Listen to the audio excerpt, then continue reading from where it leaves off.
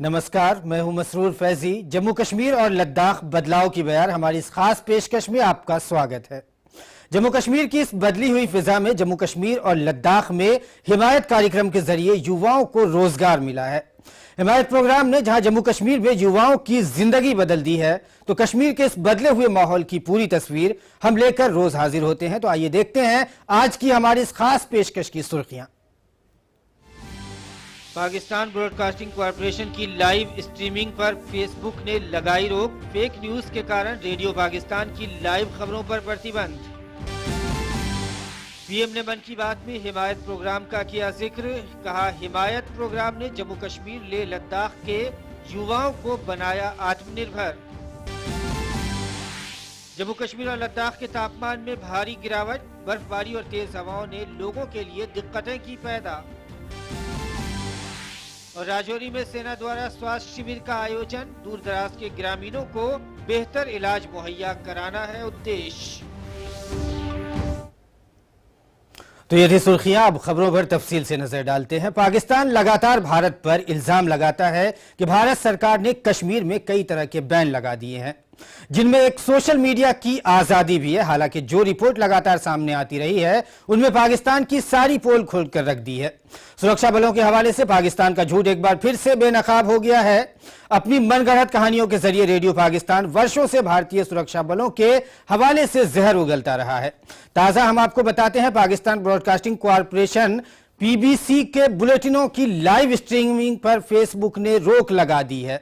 जी हां, आपने सही सुना कि पाकिस्तान सरकार की ये न्यूज एजेंसी है जो अपने झूठ के कारण बेनकाब हुई है। फेसबुक द्वारा विश्व स्तर पर की गई 17,807 प्रतिबंध सामग्री में सबसे बड़ी संख्या में 31% से अधिक जनवरी और जुलाई 2019 के बीच पाकिस्तान में उत्पन्न हुई थी।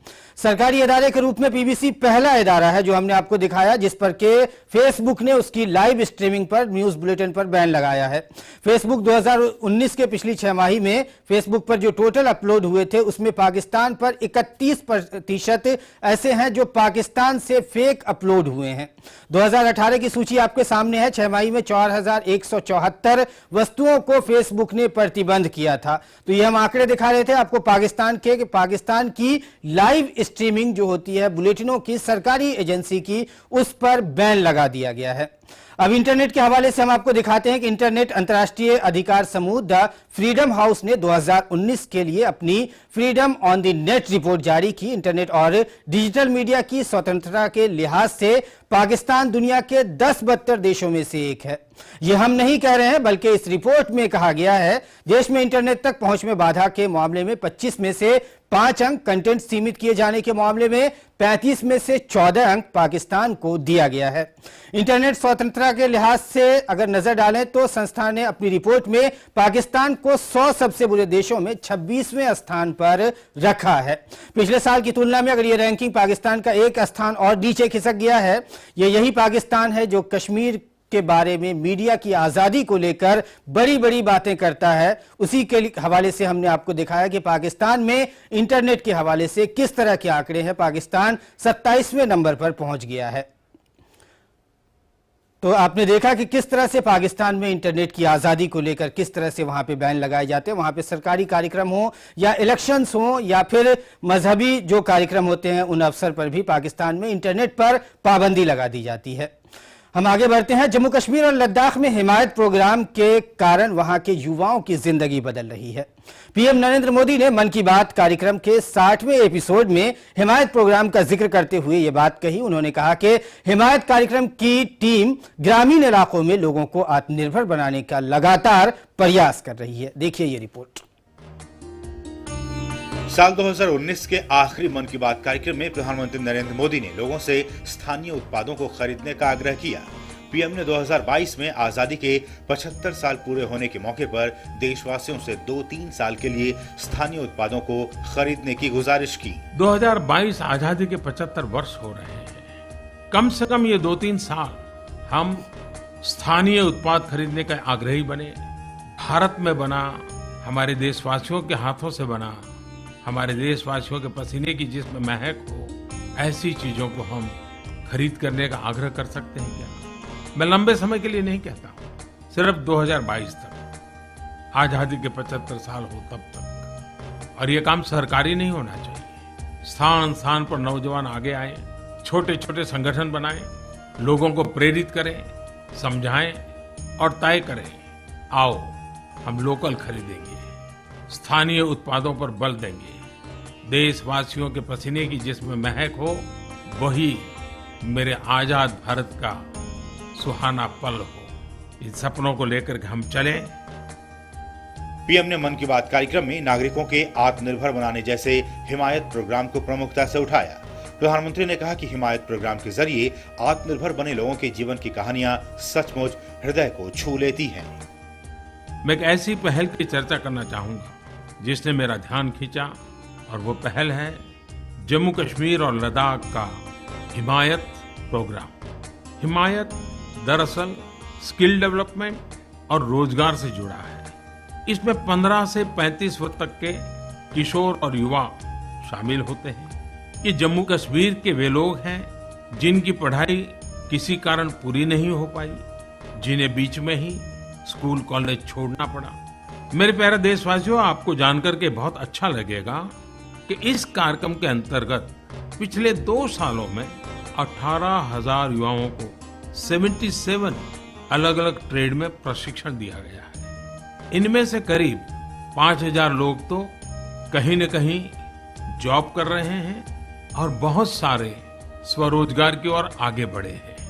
हिमायत प्रोग्राम से अपना जीवन बदलने वाले इन लोगों की जो कहानियां सुनने को मिली है, वे सचमुच हृदय को छू लेती हैं। हिमायत प्रोग्राम जम्मू कश्मीर और लेह लद्दाख क्षेत्र के निवासियों के लिए सुनहरा अवसर बनकर उभरा है। इस कार्यक्रम के जरिए लाखों लोगों को स्वरोजगार मिला है और वो आत्मनिर्भर बने हैं। पीएम ने तमिलनाडु के परवीन फातिमा और फयाज के आत्मनिर्भर बनने की कहानी को भी अपने मन की बात कार्यक्रम में साझा किया।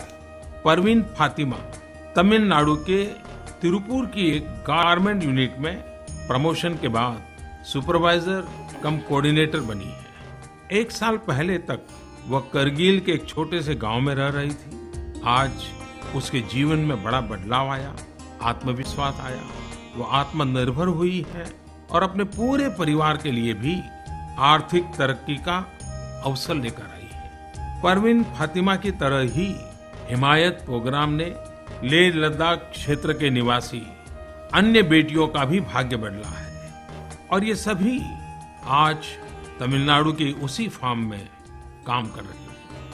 हिमायत मिशन जम्मू कश्मीर समेत लेह लद्दाख के लोगों के जीवन में विकास और परिवर्तन की नई बयार लेकर आया है।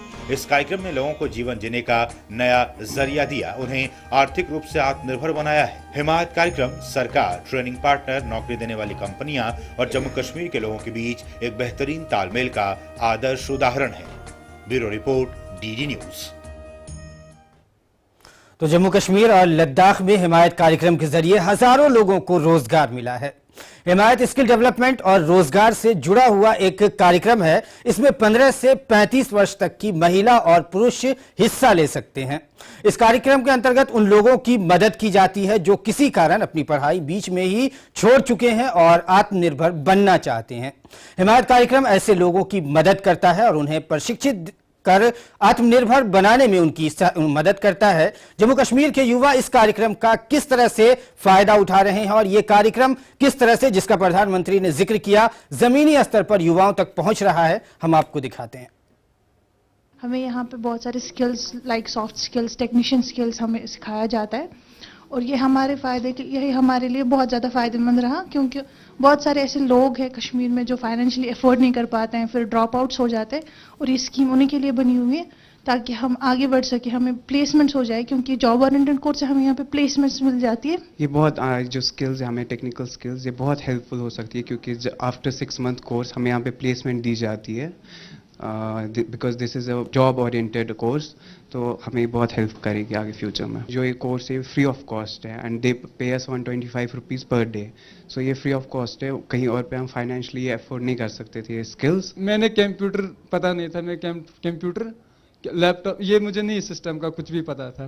पहले जब आया तो मुझे पहले ही कंप्यूटर की डेफिनेशन फिर दिखाया, मुझे कंप्यूटर चलाने के लिए दिया, सब कुछ उधर ही, मुझे कुछ गेन नॉलेज हो जाएगी, कुछ भी हार्ड वर्क मिलेगी कुछ भी, तो इंशाल्लाह अगर इनके साथ में कामयाब रहूं तो ये मुझे आगे मौका देंगे अपने फ्यूचर बनाने के लिए। हमारा मोटिव है कश्मीर से अनएम्प्लॉयमेंट ख़त्म करना, तो उसी रिगार्डिंग हम यहाँ काउंसलिंग करते हैं डिफरेंट ट्रेड्स में। हमारे 3 ट्रेड्स हैं यहाँ पे, जैसे कि बैंकिंग है, नेटवर्किंग है और टूरिज्म है।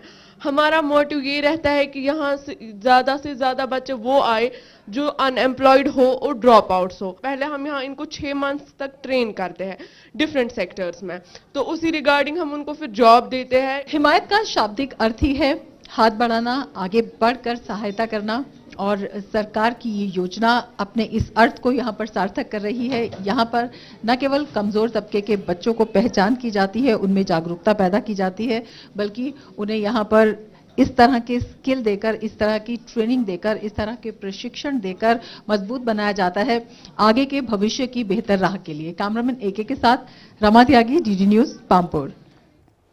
आपने देखा कि किस तरह से हिमायत कार्यक्रम के द्वारा युवा जिनका ड्रॉप आउट किसी भी वजह से हो जाता है वो रोजगार से फिर से जुड़ रहे हैं।